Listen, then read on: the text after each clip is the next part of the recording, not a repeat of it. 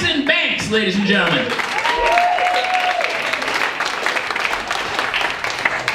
Hey everybody, how's it going? It's time for dessert. So I'll get to the introductions. I've got pretty long hair, as you can see, and it's really awkward when I'm trying to talk to people because I only have two options for getting it out of my face. You know, I can do the douchebag hair flip that's just like, oh god, yeah, I know what you're talking about. Or I can do the really creepy two-hand hair part that's just like, yes, good, I see what you mean. There's no in between. Yeah, I have a hard time dating. I move a little too fast with women. Like, if I make eye contact with a girl, I'm like, do we do it now?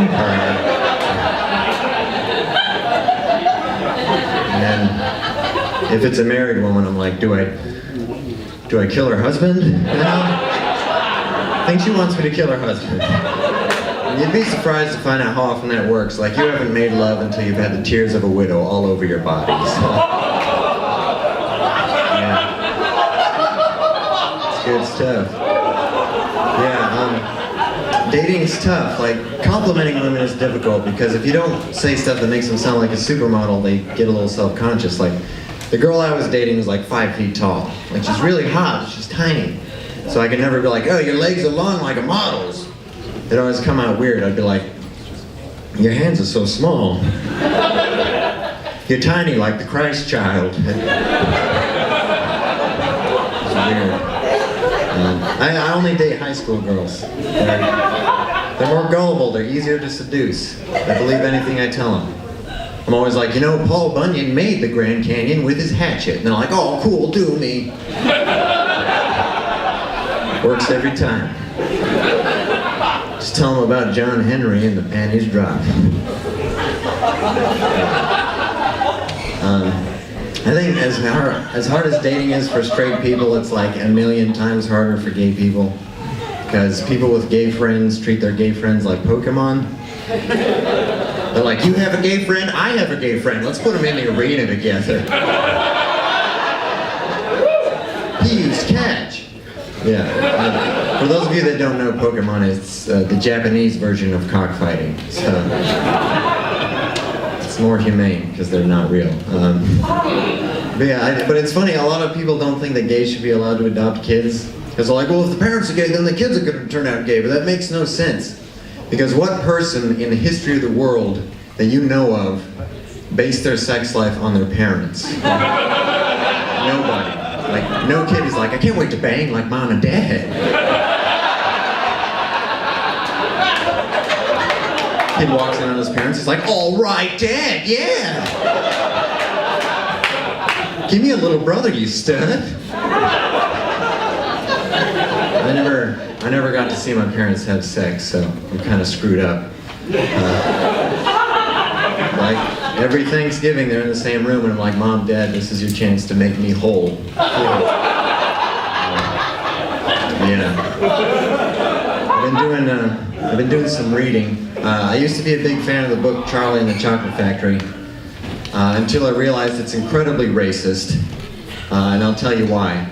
Willy Wonka sent out golden tickets to every continent, every corner of the world at random, and every one of those kids was white. The original title of the book was Charlie and the Aryan Super Soldier Cloning Facility. Didn't really fly after World War II. I'm not the most political guy in the world. I know the ocean's really deep. That freaks me out. It's about as political as I get. Like at the town hall meeting, people are like, gun control and pesticides, and I'm like, the ocean, there's stuff going on in there I don't trust. We gotta get in there, we gotta kick its ass.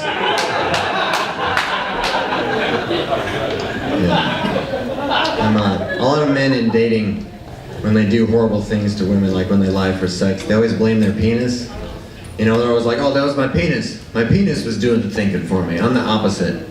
Like, my penis is definitely the good guy. Like, I'll be like, check out the rack on that girl. And he'll be like, I like her for who she is. I'm like, you keep it down there. You got one job. It's like, I want you to date nicer girls, Jack. I'm like, you poke who I tell you to poke.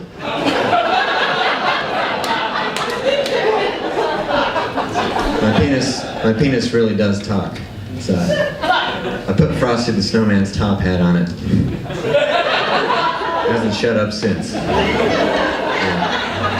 right, I'll leave you guys with this. I've noticed when a lot of guys objectify women, they're very crude about it, you know? They're like, I want to destroy that ass. I want to tear that ass apart. I'm a little more elegant about it. I'm like, I want to start a new world order on that ass. All creeds and races will unite and live in peace. Money will be abolished, it'll just be a system of trade. I'll establish utopia.